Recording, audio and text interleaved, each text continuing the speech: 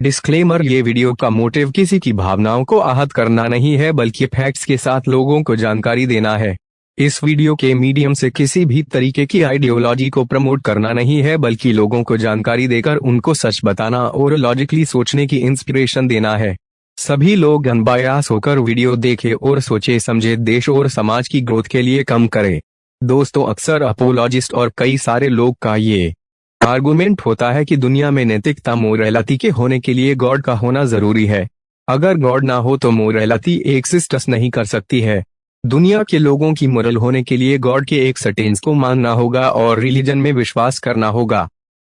But the argument that they find, I think, the most compelling is what I call the moral argument. And it would go like this. One, if God does not exist, then objective moral values and duties do not exist. That is to say, in the absence of God, everything becomes socioculturally relative. Two, but objective moral values and duties do exist. There are some moral absolutes, some objective values and duties. Three, therefore God exists. Now this morality का अच्छा source है Bible और Bible हमें morality सिखाती है। Jesus ने कहा है कि अपने दुश्मनों से भी प्रेम करो और गॉड हर किसी से प्यार करता है। जीसस हम सभी के पापों के लिए मर गया ताकि दुनिया के लोगों को पाप मुक्त बना सकते। ऐसे कई सारे बातें सुनने को मिलेंगे जिससे कोई भी इंसान ये समझ लेगा कि क्रिश्चियनिटी में कितना दूसरों के लिए प्यार है। रिलीजन लोगों की मोरल वैल्यूज सिखाता है जो कि बाइबल के कुछ चेरी पिक किए हुए कुछ वर्सेस को दिखाकर किया जाता है। अगर पूरी बाइबल को देखा जाए तो मामला कुछ और ही समझ में आता है। नहीं सारुण के यहाँ कुछ तो गड़बड़ है, जरूर कोई ना कोई गड़बड़। बाइबल में दूसरे रिलीजन के लोगों के लिए लिखी हुई बातें और कुछ ऐसे इमोरल बातें जिससे पढ़ने के बाद शायद ही कोई कहे कि ये सारी बातें किसी गॉड की तरफ से है और बाइबल मोरालिटी सिखाती है। बाइबल में लिखी हुई इमोरल बातें जो कि ये साबित करती है कि बाइबल कोई गॉड की तरफ न ही गॉड के वर्ड है। आज की इस वीडियो में जानेंगे कि क्या लिखा हुआ है बाइबल में दूसरे रिलीजन के लोगों के बारे में और क्या ऐसे बातें लिखी हुई है जो कि मोरालिटी से ही साबित होता है कि कैसे बाइबल एक खुदा की तरफ से नहीं बल्कि कुछ इंसानों की लिखी हुई कहानियां है। जय हिंद, वंदे मातरम। दोस्तों, मैं हूँ आपका दोस्त बरौली। स्वागत है आपका अपने चैनल अग्नोस्टिक हितेन पर। लगाए अपने कानों में ईयरफोन और शुरू करते हैं video without pressing the Lord. वास्तविकता के साथ जागो। इस शराफत दुनिया में चीजें ऐसे नहीं चलती जैसे आप चाहते हो।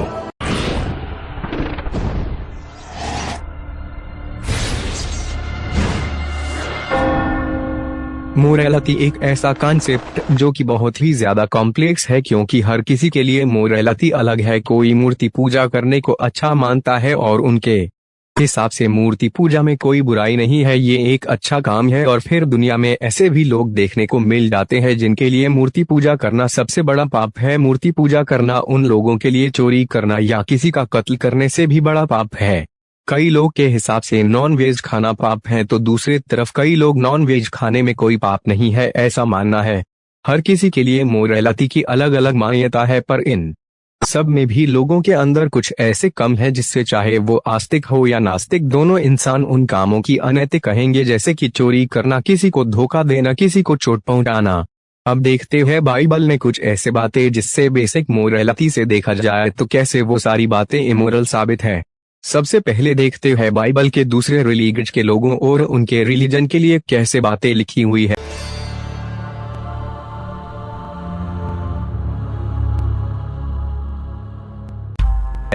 अक्सर आप सभी ने लोगों के ये बोलते हुए सुना होगा कि जीसस ने कहा है अपने दुश्मनों से भी प्रेम करो।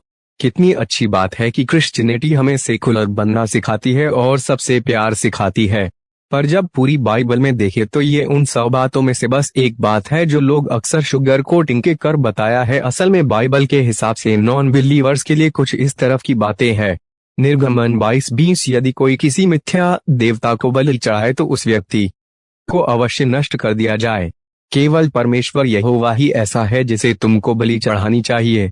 निर्गमन 23:24, उनके देवताओं को मत पूजो, उन देवताओं को झुककर कभी प्रणाम मत करो। तुम उस ढंग से कभी न रहो जिस ढंग से वे रहते हैं। तुम्हें उनकी मूर्तियों को निश्चय ही नष्ट कर देना चाहिए और तुम्हें उनके प्रस्तर पिंडों को तोड़ देना चाहिए जो उन्हें उनके देवताओं को याद दिलाने में सहायता करती हैं। तो यह इनवर्सेज के हिसाब से लोगों की कभी भी दूसरे रिलीजन के गॉड की पूजा नहीं करना चाहिए। जैसे दूसरे रिलीजन के लोग जिस तरीके से रहते हैं उस तरीके से मत रहो, उनकी मूर्तियां को तोड़ दो। निर्गमन 34:10 तब यहोवा ने कहा, मैं तुम्हारे सभी लोगों के साथ यह साक्षी पत्र बना रहा हूँ। मैं ऐसे अद्भुत काम करूंगा जैसे इस धरती पर किसी भी दूसरे राष्ट्र के लिए पहले कभी नहीं किए। तुम्हारे साथ सभी लोग देखेंगे कि मैं यहोवा अत्यंत महान हूँ। लोग उन अद्भुत कामों को देखेंगे जो मैं तुम्हारे लिए करूंगा। 11 आज मैं जो आदेश देता हूँ उसका पालन करो और मैं तुम्हारे शत्रुओं को तुम्हारा देश छोड़ने को विवश करूंगा। मैं एमोरी, कनानी, हित्ती, परिजी, हिबी और यबूसी को बाहर निकल जाने को विवश करूंगा। 12 सावधान रहो, उन लोगों के साथ कोई संधि न करो जो उस प्रदेश में रहते हैं जहां तुम जा रहे हो। यदि तुम उनके साथ संधि करोगे जो उस प्रदेश में रहते हैं जहां तुम जा रहे हो, यदि तुम उनके साथ साक्षी पत्र बनाओगे तो तुम उसमें फंस जाओगे। 13 उनकी वेदियों को नष्ट कर दो, उन पत्थरों को तोड़ दो जिनकी वे पूजा करते हैं, उनकी मूर्तियों को काट गिराओ। 14 किसी दूसरे देवता की पूजा न करो। मैं यहोवा जलन रखने वाला परमेश्वर हूँ, यह मेरा नाम है। मैं जल उठने वाला परमेश्वर हूँ। यह इनवर्सेज में देखा जा सकते है कि कैसे यहोवा का दूसरे रिलीजन वाले लोगों के साथ तुम्हें किसी तरह का संबंध नहीं रखना चाहिए। लोगों की कहा जा रहा है कि दूसरे रिलीजन के लोगों के गॉड की मूर्तियों को तोड़ दो, उनके गॉड की पूजा मत करो। जहां लोग ये सोचते हैं कि गॉड हमने लोगों से प्यार करना, दूसरे लोगों के साथ अच्छा बर्ताव करना सिखाता है, यह तो गॉड का ऑर्डर है कि दूसरे रिलीजन वाले लोगों के साथ किसी भी तरीके का नाता मत रखो। उनकी मूर्तियों की तोड़ दो। वो जिस भी देवता की पूजा करते हैं उनके उस मूर्तियों को काट दो, क्योंकि यहोवा एक जलन रखने वाले खुदा है। जहां पूरी दुनिया में जलन रखना गलत माना जाता है, वह यहोवा अपने आप की जलन रखने वाला खुदा कहा है। व्यवस्था विवरण 7 इसराइल परमेश्वर के विशेष लोग 7 यहोवा तुम्हारा परमेश्वर तुम्हें उस देश में ले जाएगा जिसे अपना बनाने के लिए तुम उसमें जा रहे हो। यहोवा तुम्हारे लिए बहुत से राष्ट्रों को बलपूर्वक हटाएगा, हित्ती, गिर्गाशी, एमोरी, कनानी, परिजी, हिबी और यबूसी। 7 तुमसे बड़े और अधिक शक्तिशाली राष्ट्रों को दो। यहोवा तुम्हारा परमेश्वर इन राष्ट्रों को तुम्हारे अधीन करेगा और तुम उन्हें हराओगे। तुम्हें उन्हें पूरी तरह नष्ट कर देना चाहिए। उनके साथ कोई संधि न करो, उन पर दया न करो। 3 उन लोगों में से किसी के साथ विवाह न करो और उन राष्ट्रों के किसी व्यक्ति के साथ अपने पुत्र और पुत्रियों का विवाह न करो। 4 क्यों? क्योंकि वे लोग तुम्हें परमेश्वर से दूर ले जाएंगे, इसलिए तुम्हारे बच्चे दूसरे देवताओं की सेवा करेंगे और यहोवा तुम पर बहुत क्रोधित होगा। वह शीघ्रता से तुम्हें नष्ट कर देगा। बनावटी देवताओं को नष्ट करने का आदेश 5 तुम्हें इन राष्ट्रों के साथ यह करना चाहिए है, तुम्हें उनकी वेदियां नष्ट करनी चाहिए और विशेष पत्थरों को टुकड़ों में तोड़ डालना चाहिए। उनके अशेरा स्तंभों को काट डालो और उनकी मूर्तियों को जला दो। 6 क्यों? क्योंकि तुम यहोवा के अपने लोग हो, तुम यहोवा की निज संपत्ति हो। संसार के सभी लोगों में से यहोवा तुम्हारे परमेश्वर ने तुम्हें विशेष लोग, ऐसे लोग जो उसके अपने हैं, चुना। 16 तुम्हें उन सभी लोगों को नष्ट करना चाहिए जिन्हें हराने में यहोवा तुम्हारा परमेश्वर सहायता करता है। उन पर दया न करो, उनके देवताओं की सेवा न करो। क्यों? क्योंकि यदि तुम उनके देवताओं की सेवा करोगे तो तुम्हें दंड भुगतना होगा। 25 तुम्हें उनके देवताओं की मूर्तियों को जला देना चाहिए। तुम्हें उन मूर्तियों पर मढ़े सोने या चांदी को लेने की इच्छा नहीं रखनी चाहिए। तुम्हें उस सोने और चांदी को अपने लिए नहीं लेना चाहिए। यदि तुम उसे लोगे तो दंड पाओगे। क्यों? क्योंकि यहोवा तुम्हारा परमेश्वर उन मूर्तियों से घृणा करता है। यह इनवर्सेज में भी देखा जा सकता है कि कैसे यहोवा का ऑर्डर है लोगों को दूसरे रिलीजन के लोगों के साथ किसी भी तरीके का नाता नहीं रखना चाहिए। जब तुम उनके साथ लड़ाई करो तो उनके यह कि उनकी सभी मूर्तियों को तोड़ दो, मूर्तियों को जला दो। अगर तुम ऐसा नहीं करते हो तो तुम दंड मिलेगा। एक गॉड जिनसे पूरी दुनिया को बनाया है, जिसने सभी इंसान को बनाया है और सभी उसके बच्चे हैं। एक ऐसा खुदा जो कि ऑयल लविंग है। ऐसा ऑर्डर दे रहा है कि अपने से अलग दूसरे रिलीजन वाले के साथ नाता नहीं रखना चाहिए, उनके देवताओं की मूर्तियों की तोड़ देना चाहिए। जहां आज के समय में लोग सेक्युलरिज्म की मानते हैं और लोगों के ये मानना है कि हर किसी को प्यार के साथ रहना चाहिए, पर बाइबल के हिसाब तो किसी को दूसरे रिलीजन के लोगों के साथ न नाता रखना चाहिए। ध्यान देने वाली बातें तो ये नहीं, जिस खुदा ने सारी दुनिया को बनाया है और सारी दुनिया के लोग उसी के बच्चे हैं, वो खुदा इजराइल के लोगों के कह रहा है तुम मेरे हो और बाकी सभी उसके दुश्मन है। गॉड के लिए भला कोई इंसान दुश्मन कैसे हो सकता है जबकि गॉड सभी का मालिक है। दुश्मन तो इंसानों को होते हैं न कि गॉड के। व्यवस्था विवरण 8:19 यहोवा अपने परमेश्वर को कभी ना भूलो। तुम किसी दूसरे देवता की पूजा या सेवा के लिए उसका अनुसरण न करो। यदि तुम ऐसा करोगे तो मैं तुम्हें आज चेतावनी देता हूँ, तुम निश्चय ही नष्ट कर दिए जाओगे। व्यवस्था विवरण 12 परमेश्वर की उपासना का स्थान 12 ये विधियां और नियम हैं जिनका जीवन भर पालन करने के लिए तुम्हें सावधान रहना चाहिए। तुम्हें इन नियमों का पालन तब तक करना चाहिए जब तक तुम उस देश में रहो जिसे यहोवा तुम्हारे पूर्वजों का परमेश्वर तुमको दे रहा है। दो तुम उस प्रदेश को उन राष्ट्रों से लोगे जो अब वहां रह रहे हैं। तुम्हें उन सभी जगहों को पूरी तरह नष्ट कर देना चाहिए जहां ये राष्ट्र अपने देवताओं की पूजा करते हैं। ये स्थान ऊंचे पहाड़ियों और हरे वृक्षों के नीचे हैं। 3 तुम्हें उनकी वेदियों को नष्ट करना चाहिए और उनके विशेष पत्थरों को टुकड़े टुकड़े कर देना चाहिए। तुम्हें उनके अशेरा स्तंभों को जलाना चाहिए, उनके देवताओं की मूर्तियों को काट डालना चाहिए और उनके नाम वहां से मिटा देना चाहिए। किंतु तुम्हें यहोवा अपने परमेश्वर की उपासना उस प्रकार नहीं करनी चाहिए जिस प्रकार वे लोग अपने देवताओं की पूजा करते हैं। यह लविंग गॉड का ऑर्डर और रूल है। लोगों की तुम्हें दूसरे रिलीजन के लोगों की कहा वो पूजा करते हैं उस प्लेस को तबाह कर देना चाहिए। उनकी देवताओं की मूर्तियों की टुकड़े टुकड़े कर कर तोड़ देना चाहिए। उनकी पूजा करने वाली चीजों को तोड़ फोड़ कर देना चाहिए। ये सारी इमोरल चीजें करने का ऑर्डर गॉड ने लोगों की दिया है। अगर कि तुम्हारे पास आप कहें कि चलो हम दूसरे रिलीजन के गॉड की पूजा करें तो उससे मर देना चाहिए। व्यवस्था विवरण 13:6 कोई तुम्हारे निकट का व्यक्ति गुप्त रूप से दूसरे देवताओं की पूजा के लिए तुम्हें सहमत कर सकता है। यह तुम्हारा अपना भाई, पुत्र, पुत्री, तुम्हारी प्रिय पत्नी या तुम्हारा प्रिय दोस्त हो सकता है। वह व्यक्ति कह सकता है, आओ चलें, दूसरे देवताओं की सेवा करें। ये वैसे देवता हैं जिन्हें तुमने और तुम्हारे पूर्वजों ने कभी नहीं जाना। 7 वे उन लोगों के देवता हैं जो तुम्हारे चारों ओर अन्य देशों में रहते हैं, कुछ समीप और कुछ बहुत दूर। 8 तुम्हें उस व्यक्ति के साथ सहमत नहीं होना चाहिए। उसकी बात मत सुनो, उस पर दया न दिखाओ, उसे छोड़ना नहीं, उसकी रक्षा मत करो। 9 से 10 तुम्हें उसे मार डालना चाहिए। तुम्हें उसे पत्थरों से मार डालना चाहिए। पत्थर उठाने वालों में तुम्हें पहला होना चाहिए और उसे मारना चाहिए। तब सभी लोगों को उसे मार देने के लिए उस पर पत्थर फेंकना चाहिए। क्यों? क्योंकि उस व्यक्ति ने तुम्हें यहोवा तुम्हारे परमेश्वर से दूर हटाने का प्रयास किया। यहोवा केवल एक है जो तुम्हें मिस्र से लाया, जहां तुम दास थे। 11 तब इस्राएल के सभी लोग सुनेंगे और भयभीत होंगे और वे तुम्हारे बीच और अधिक इस प्रकार के बुरे काम नहीं करेंगे। यह तो सेक्युलरिज्म की कोई गुंजाइश ही नहीं है। अगर किसी को लगता है कि हमने दूसरे में इंटरेस्ट है और वो अपने घर वालों को कहें कि दूसरे रिलीजन के गॉड की पूजा करें तो उसको पत्थर फेंक फेंक कर मार देना चाहिए। 12 यहोवा तुम्हारे परमेश्वर ने तुमको रहने के लिए नगर दिए हैं। कभी कभी तुम नगरों में से किसी के बारे में बुरी खबर सुन सकते हो। तुम सुन सकते हो कि 13 तुम्हारे अपने राष्ट्रों में ही कुछ बुरे लोग अपने नगर के लोगों को बुरी बातों के लिए तैयार कर रहे हैं। वे अपने नगर के लोगों से कह सकते हैं, आओ चलें, दूसरे देवताओं की सेवा करें। ये ऐसे देवता होंगे जिन्हें तुमने पहले नहीं जाना होगा। 14 यदि तुम ऐसी सूचना सुनो तो तुम्हें जहां तक हो सके यह जानने का प्रयत्न करना चाहिए कि यह सत्य है अथवा नहीं। यदि तुम्हें मालूम होता है कि यह सत्य है, यदि प्रमाणित कर सको कि सचमुच ऐसी भयंकर बात हुई। 15 तब तुम्हें उस नगर के लोगों को अवश्य दंड देना चाहिए। वे सभी जान से मार डाले जाने चाहिए और उनके सभी मवेशियों को भी मार डालो। तुम्हें उस नगर के लोगों को पूरी तरह नष्ट कर देना चाहिए।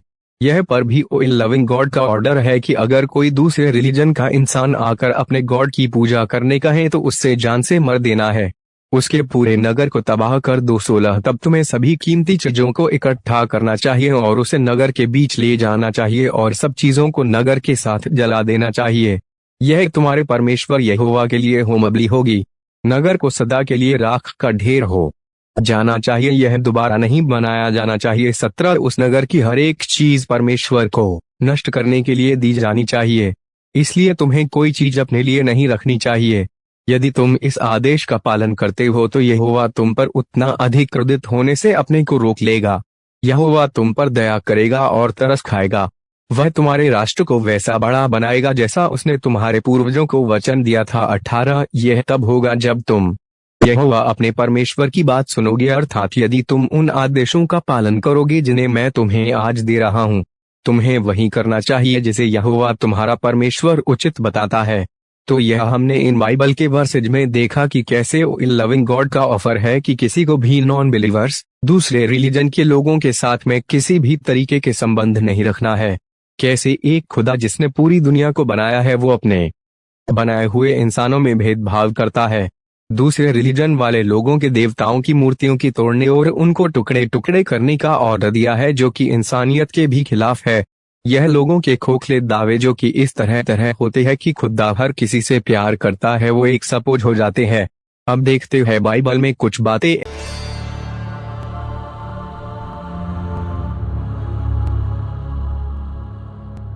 ऐसे जो कि इमोरल है। बाइबल के हिसाब से जब भी लोग किसी जंग में जाए तो आगे वालों के यह जाकर उनके सभी मेंस को मार देना चाहिए। उनके यह के सभी चीज को अपने पास रख लो। इन चीजों में बचे हुए मेंस और सभी जानवर तो तुम अपने लिए रख लो। व्यवस्था विवरण 20:10 जब तुम नगर पर आक्रमण करने जाओ तो वहां के लोगों के सामने शांति का प्रस्ताव रखो। 11 यदि वे तुम्हारा प्रस्ताव स्वीकार करते हैं और अपने फाटक खोल देते हैं तब उस नगर में रहने वाले सभी लोग तुम्हारे दास हो जाएंगे और तुम्हारा काम करने के लिए विवश किए जाएंगे। 12 किंतु यदि नगर शांति प्रस्ताव स्वीकार करने से इनकार करता और तुमसे लड़ता है तो तुम्हें नगर को घेर लेना चाहिए। 13 और जब यहोवा तुम्हारा परमेश्वर नगर पर तुम्हारा अधिकार कराता है तब तुम्हें सभी पुरुषों को मार डालना चाहिए। 14 तुम अपने लिए स्त्रियां, बच्चे, पशु तथा नगर की हर एक चीज ले सकते हो। तुम इन सभी चीजों का उपयोग कर सकते हो। यहोवा तुम्हारे परमेश्वर ने ये चीजें तुमको दी हैं। 15 जो नगर तुम्हारे प्रदेश में नहीं है और बहुत दूर हैं, उन सभी के साथ तुम ऐसा व्यवहार करोगे। 16 किंतु जब तुम वह नगर उस प्रदेश में लेते हो जिसे यहोवा तुम्हारा परमेश्वर तुम्हें दे रहा है तब तुम्हें हर एक को मार डालना चाहिए। यहाँ देखा जा सकता कि बाइबल के हिसाब से जब भी लोग ऐसी जंग में जाए तो वह के सभी मेंस को मार दे और उनकी सभी चीजों को अपने लिए ले ले। यह बच्चों और वेमेन्स को अपने लिए ले लेने को कहा है। यह बच्चों और वेमेन्स की इंसान नहीं बल्कि कोई चीज समझ लिया गया है जिन तुम आपस में ले लो और फिर उन्हें अपना दास यानी स्लेव बना लो। स्लेव कौन है और क्या क्या होता है उनके साथ मैंने इस पर भी वीडियो बनाया हुआ, आप सभी उससे भी देखे। यह देख जा सकता है कि कैसे पहले ये बताया जा रहा है कि दूसरे नगर पर हमला करो, उसके बाद वे के सभी मेंस को मार दो, फिर वे की सभी चीजों को अपने लिए ले लो और बच्चों और वे मेंस को अपना गुलाम बना लो। क्या अनैतिक बातें बताई गई हैं। यह गॉड ने किसी को भी गुलाम स्लेव बनाना एक इमोरल कम है जिसे कि गॉड ने करने कहा है। अब बाइबल की एक और इमोरल बात को देखते हैं कि कैसे बाइबल में इंसानियत के खिलाफ बातें लिखी हुई है। व्यवस्था विवरणी की इस युद्ध में प्राप्त स्त्रियां 10 तुम अपने शत्रुओं से युद्ध करोगे और यहोवा तुम्हारा परमेश्वर उन्हें तुमसे पराजित कराएगा। तब तुम शत्रुओं को बंदी के रूप में लाओगे। 11 और तुम युद्ध में बंदी किसी सुंदर स्त्री को देख सकते हो, तुम उसे पाना चाह सकते हो और अपनी पत्नी के रूप में रखने की इच्छा कर सकते हो। 12 तुम्हें उसे अपने परिवार में अपने घर लाना चाहिए, उसे अपने बाल मुड़वाना चाहिए और अपने नाखून काटने चाहिए। 13 उसे अपने पहने हुए कपड़ों को उतारना चाहिए, उसे तुम्हारे घर में रहना चाहिए और 1 महीने तक अपने माता पिता के लिए रोना चाहिए। उसके बाद तुम उसके साथ यौन संबंध स्थापित कर सकते हो और उसके पति हो सकते हो और वह तुम्हारी पत्नी बन जाएगी। 14 किंतु यदि तुम उससे प्रसन्न नहीं हो तो तुम उसे जहां वे चाहे जाने दे सकते हो, किंतु तुम उसे बेच नहीं सकते। तुम उसके प्रति दासी की तरह व्यवहार नहीं कर सकते। क्यों? क्योंकि तुम्हारा उसके साथ यौन संबंध था। यह देखा जा सकता है कि कैसे बाइबल में इमोरल बातें लिखी हुई है कि अगर किसी को स्लेव बनाई गई लड़कियों में से कोई पसंद आ गई तो वो उसके साथ यौन संबंध कर सकते हो। यहाँ किसी स्त्री को इंसान नहीं बल्कि कोई नॉन लिविंग चीज समझ जा रहा है। डंडा इन दोनों का एग्जाम्पल खुद अब बाइबल की एक कहानी में देख लेते हैं कि कैसे यहोवा ने लोगों की दूसरे लोगों के साथ जंग करने कहा है, उनके यह लूटना और बच्चों और वेमेन की स्लेव बनाना बताया गया है। गिनती 31 वर्षन इसराइल ने मिद्यानियों के विरुद्ध प्रत्याक्रमण किया। 31 यहोवा ने मूसा से बात की, उसने कहा मैं इसराइल के लोगों के साथ मिद्यानियों ने जो किया है उसके लिए उन्हें दंड दूंगा। उसके बाद मूसा तू मर जाएगा। 18 इसलिए मूसा ने लोगों से बात की, उसने कहा अपने कुछ पुरुषों को युद्ध के लिए तैयार करो यहोवा उन व्यक्तियों का उपयोग मिद्यानियों को दंड देने में करेगा। 4 ऐसे 1000 पुरुषों को इसराइल के हर एक कबीले से चुनो। 5 इसराइल के सभी परिवार समूहों से 12,000 सैनिक होंगे। 6 मूसा ने उन 12,000 पुरुषों को युद्ध के लिए भेजा। उसने याजक एलियाजार को उनके साथ भेजा। एलियाजार ने अपने साथ पवित्र वस्तुएं, सींग और बेगुल ले लिए। 7 इसराइली लोगों के साथ वैसे ही लड़े जैसा यहोवा ने मूसा को आदेश दिया था। उन्होंने सभी मिद्यानी पुरुषों को मार डाला। 8 जिन लोगों को उन्होंने मार डाला उनमें एवी, रेकेम, सूर, पूर और रेबा ये 5 मिद्यानी राजा थे। उन्होंने बोर के पुत्र बिलाम को भी तलवार से मार डाला। 9 इसराइल के लोगों ने मिद्यानी स्त्रियों और बच्चों को बंदी बनाया। उन्होंने उनकी सारी रेवड़ों, मवेशियों के झुंडों और अन्य चीजों को ले लिया। 10 तब उन्होंने उनके उन सारे खेमों और नगरों में आग लगा दी जहां वे रहते थे। 11 उन्होंने सभी लोगों और जानवरों को ले लिया। 12 और उन्हें मूसा, याजक एलियाजार और इसराइल के सभी लोगों के पास लाए। वे उन सभी चीजों को इसराइल के डेरे में लाए जिन्हें उन्होंने वहां प्राप्त किया। इसराइल के लोग मोआब में स्थित यरदन घाटी में डेरा डाले थे। यह यरीहो के समीप यरदन नदी के पूर्व की ओर था। 13 तब मूसा, याजक एलियाजार और लोगों के नेता सैनिकों से मिलने के लिए डेरों से बाहर गए। 14 मूसा सेनापतियों पर बहुत क्रोधित था। वह उन 1000 की सेना के संचालकों और 100 की सेना के संचालकों पर क्रोधित था जो युद्ध से लौट कर आए थे। 15 मूसा ने उनसे कहा, तुम लोगों ने स्त्रियों को क्यों जीवित रहने दिया? 16 देखो यह स्त्री ही थी जिसके कारण बिलाम की घटना में इसराइलियों के लिए समस्याएं पैदा हुई और पुर में वे यहोवा के विरुद्ध हो गए जिससे इसराइल के लोगों को महामारी झेलनी पड़ी। 17 अब सभी मिद्यानी लड़कों को मार डालो और उन सभी मिद्यानी स्त्रियों को मार डालो जो किसी व्यक्ति के साथ रही हैं। उन सभी स्त्रियों को मार डालो जिनका किसी पुरुष के साथ यौन संबंध था। 18 तुम केवल उन सभी लड़कियों को जीवित रहने दे सकते हो जिनका किसी पुरुष के साथ यौन संबंध नहीं हुआ है। 19 तब अन्य व्यक्तियों को मारने वाले तुम लोगों को 7 दिन तक डेरे के बाहर रहना पड़ेगा। तुम्हें डेरे से बाहर रहना होगा यदि तुमने किसी शव को छुआ हो। तीसरे दिन तुम्हें और तुम्हारे बंदियों को अपने आप को शुद्ध करना होगा। तुम्हें वही कार्य 7वें दिन फिर करना होगा। 20 तुम्हें अपने सभी कपड़े धोने चाहिए। तुम्हें चमड़े की बनी हर वस्तु, ऊनी और लकड़ी की बनी वस्तुओं को भी धोना चाहिए। तुम्हें शुद्ध हो जाना चाहिए। 21 तब याजक एलियाजार ने सैनिकों से बात की। उसने कहा, ये नियम वे ही हैं जिन्हें यहोवा ने मूसा को दिए थे। वे नियम युद्ध से लौटने वाले सैनिकों के लिए हैं। 22 से 23 किंतु जो चीजें आग में डाली जा सकती हैं उनके बारे में अलग अलग नियम है। तुम्हें सोना, चांदी, कांसा, लोहा, टिन या शीशे को आग में डालना चाहिए और जब उन्हें पानी से धो वे शुद्ध हो जाएंगी। यदि चीजें आग में न डाली जा सकें तो तुम्हें उन्हें पानी से धोना चाहिए। 24 7वें दिन तुम्हें अपने सारे वस्त्र धोने चाहिए। जब तुम शुद्ध हो जाओगे 25 उसके बाद तुम डेरे में आ सकते हो।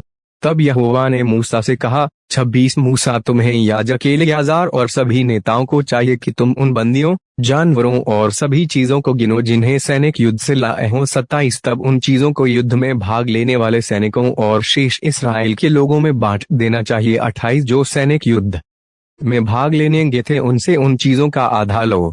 वह हिस्सा यहोवा का होगा। हर एक 500 चीजों में से एक यहोवा का हिस्सा होगा। इसमें व्यक्ति, मवेशी, गधे और भेड़ें सम्मिलित हैं। 29 सैनिकों ने युद्ध में जो चीजें प्राप्त की उनका आधा हर एक से लो। तब उन चीजों को प्रत्येक 500 में से एक याजक एलियाजार को दो। वह भाग यहोवा का होगा। 30 और तब बाकी के लोगों के आधे में से हर एक 50 चीजों में से एक चीज लो। इसमें व्यक्ति, मवेशी, गधा, भेड़ या कोई अन्य जानवर शामिल है।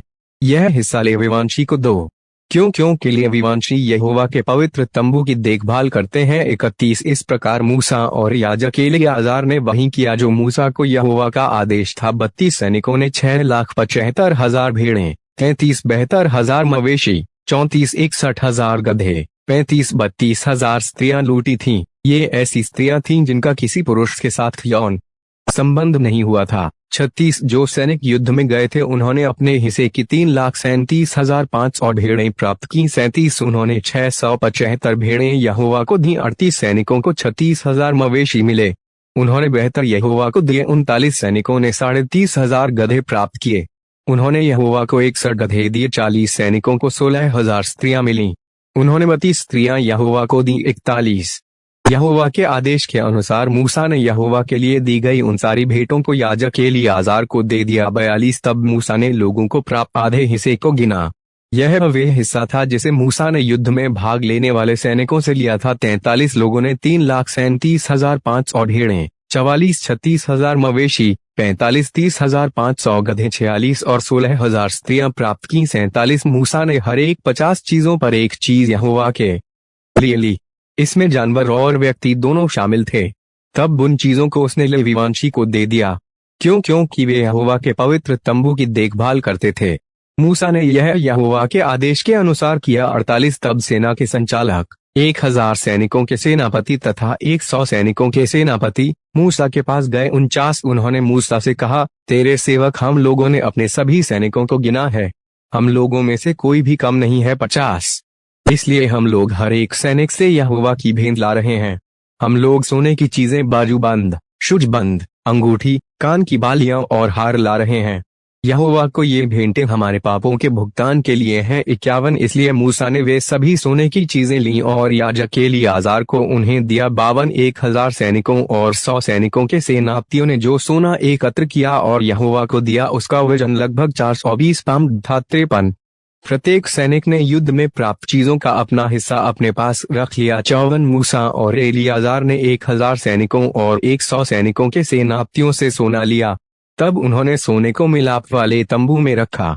यह भेंट एक यहजक के रूप में इस्राएल के लोगों के लिए यहोवा के सामने थी।